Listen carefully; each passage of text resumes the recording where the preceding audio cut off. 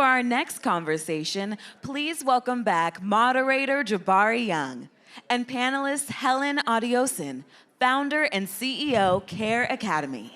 Give it up for Kurt Franklin one more time. Founder and managing partner, Collab Capital. And Jessica Taylor, National Director, Goldman Sachs, 1 Million Black Women.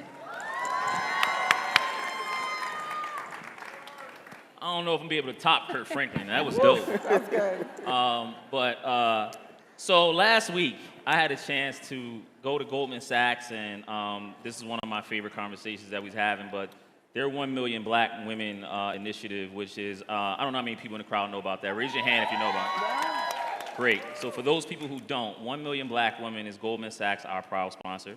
You saw that, right? Make sure I do it next time. But $10 billion in 2021, they invested $10 billion to invest in 1 million black women, and by 2030, they're going to take all of that data, right, to see what they found. And these 1 million black women are solopreneurs, right, one-man shop, and the objective is to turn them into actual entrepreneurs, people who hire people, right?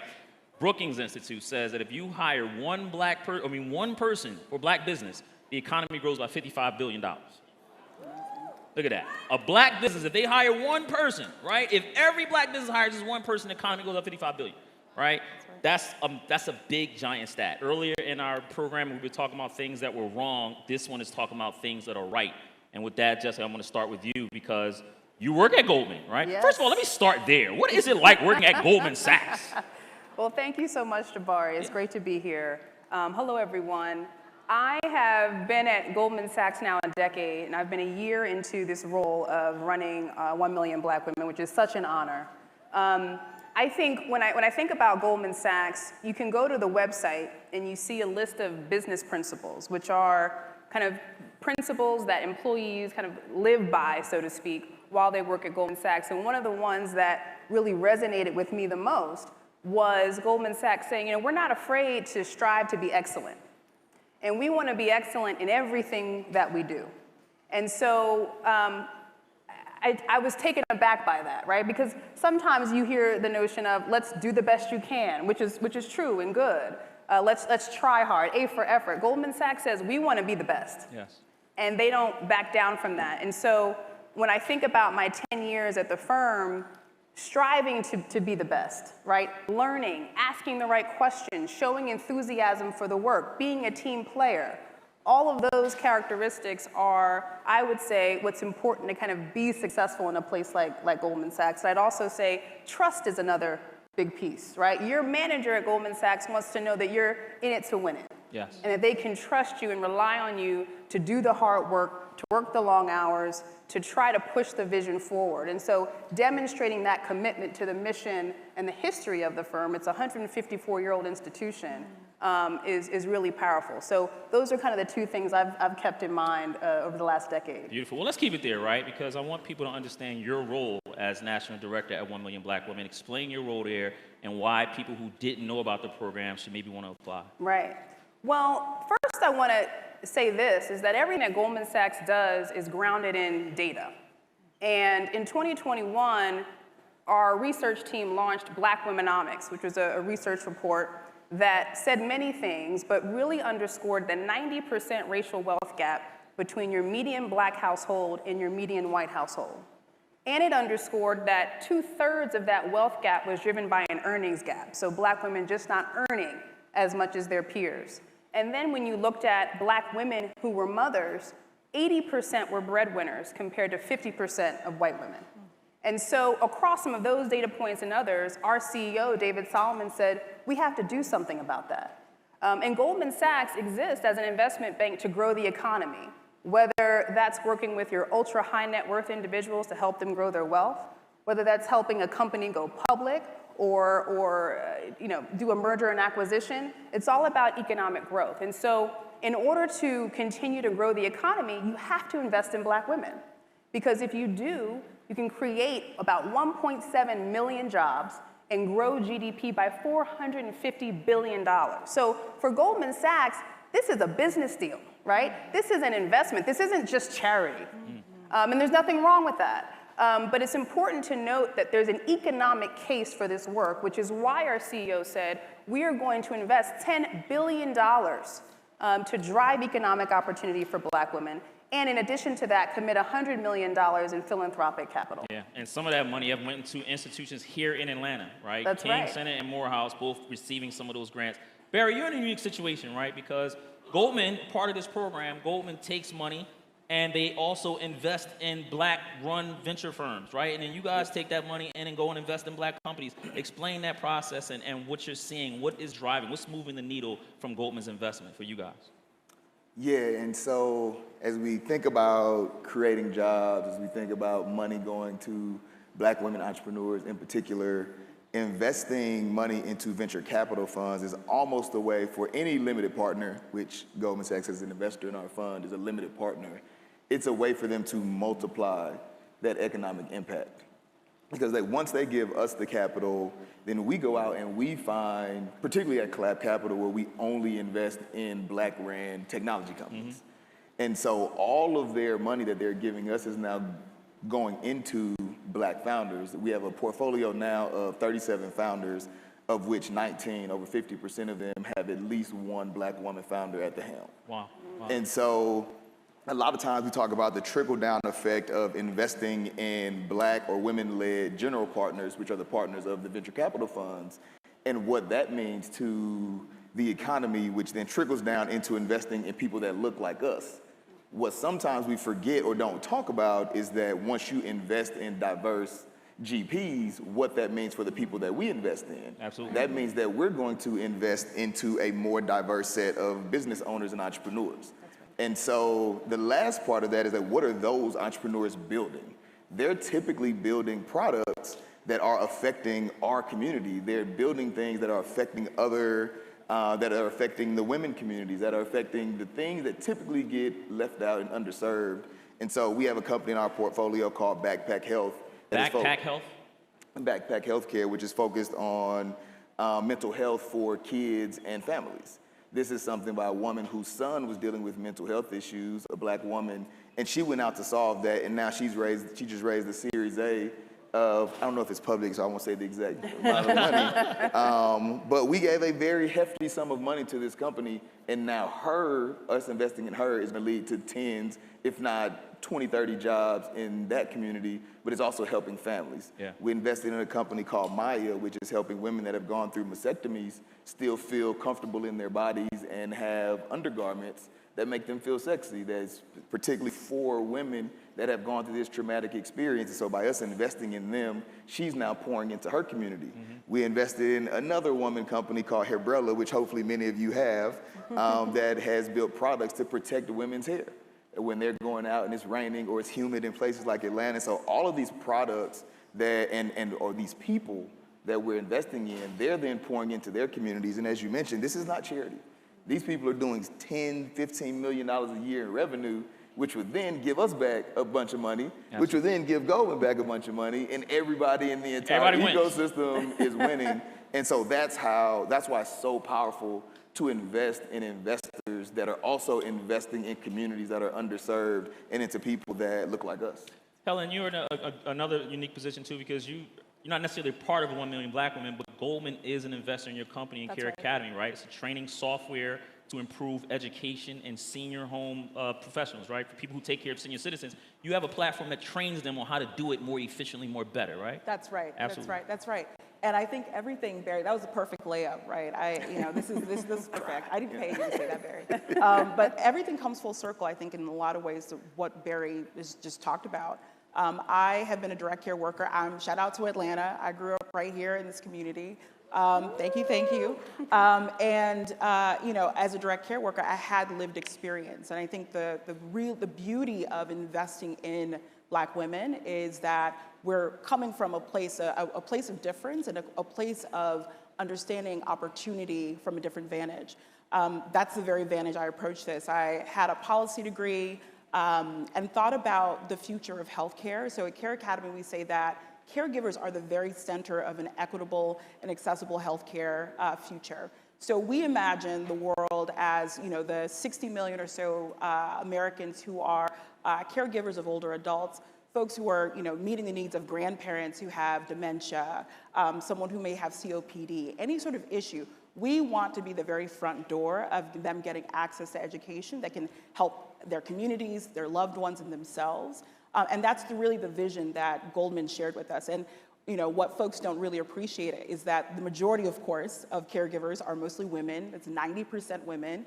And 60% of those women are Black and brown women. So therein lies the opportunity. That's really the vantage that CareAcademy is sort of looking at. So from there, Goldman actually met us at our first $1 million. We think about this company as both mission and margin, right, and serving communities. And now tens of millions and nearly 100 employees and growing, and over 2,500 employers who use our software. Beautiful. So the beauty has been meeting us in the mission and the margin. So we're really excited about Over that. $30 million raised for your company. Yes, 40 million at this point. Wow. Yeah. Well, say it again. $40 million. Yes. So for y'all thinking you cannot raise money, you can. And it leads me to a perfect segue, but what's one trait that every CEO should have, especially when they're going out and they need to scale and raise capital? Yeah, I was talking about this, and I think it goes really back to your point about excellence, right? Run with lions. That's something my dad was always fond of saying. Run with lions. Run with lions. My They're parents not gonna kill you? My parents are African, so we can't help ourselves, right? So run with lions, and what that really means is always find and surround yourself with people who are doing more or better, or where you need to go, or where you want to be. I'm part of a CEO group I pay to be a part of, because these are folks who are at 100 million in revenue, right? And so always find folks in that's not just in business, but in every aspect of your working life and your personal life, right? Who are where you want to see yourself and where you want to go. And be humble, avail yourself, and learn, because you'll surprise yourself. Barry, you want to chime in on that? Because I was talking to Dr. Youngblood in the back and asking him his philosophy, Keelan Youngblood, and he said, invest more in the winners, cut the losers as fast as you can, right? What's one trait that every CEO should possess, especially, again, as they're looking to raise capital? So I invest in the early stage of companies, so typically seed stage, and we get into a little bit of Series A. That's why we missed CareAcademy. She was too far ahead of where we write checks, so we missed that boat. But as an early stage founder, you typically, maybe you have a product, maybe you have some revenue, but what you really have is like yourself. You are selling yourself. And as an early stage founder, there are three things that I typically look for, and it kind of separates you from other people who really aren't built to be entrepreneurs. You have a vision, which I think a lot of people would say, well, I have a vision. The second thing is courage. And that courage is where a lot of people fall off. You have to be willing to go against the grain, particularly in very innovative ideas. You're probably too early, and so there are going to be a lot of people that tell you, oh, your idea is not good. There's not a market for your idea, and so you have to have the courage to know that you are the smartest person working on that problem, and that you're seeing 5 years ahead of where everybody else is seeing, because that vision was given to you. It wasn't given to anyone else, and so you have to have the courage to adopt that vision and to run with it, no matter what anyone else says around you. And sometimes someone can be your mom, It can be your spouse, it can be your best friend, it can be your pastor. Like, it can be people that you really respect and that you love, but that vision was given to you. Yeah. And I think the third thing, and why I think a lot of founders can move through that and gain that courage, is because you have to have a why. And we kind of touched on it a bit on several of the questions, where there's a lived experience that you have had that no one else has had, and you match that with your vision, and it gives you this passion to push through brick walls, to go solve this problem. And when you do run into that brick wall, when you do run into that person telling you you're doing something that's not relevant, that's not a great idea, it's typically that why that is your battery. Yeah. It's the thing that continuously recharges you, the thing that when you have a bad day, you wake up the next day and you remember that why. You remember and you gain that passion to keep going. And when a founder walks into my office, or I'm gonna say office, everything's virtual now. When a founder walks into a Zoom call, I'll ask questions about why. Before I ever even get into the business, I wanna know, why are you doing this? Because if you're doing this just to make a buck, the likelihood that you're gonna make it through the hard things is very slim. Yeah. But if you can start to tell me about your experience, what happened to your family, to everything that's a part of your journey growing up to get you to that point where we're talking, there should be something that pops out that makes me believe that there's nothing that's going to stop you from solving this problem. Absolutely. And then I pair that with the vision, and then so those are kind of the three things that I try to tease out when I'm meeting a new entrepreneur. Yeah. Jessica, diving back into 1 million black women, because when I was at that graduation, what stands out about this particular investment is the free, I say it again, free program that you guys have, where you are basically giving or allowing CEOs and solopreneurs to earn a master's degree from Goldman, right? And they work with NYU to create a great business course, right, which is really impactful. It's teaching you scaling, it's teaching you your marketing. And in order to graduate, you have to have one growth idea, right? And you guys are also ready to improve your cohort.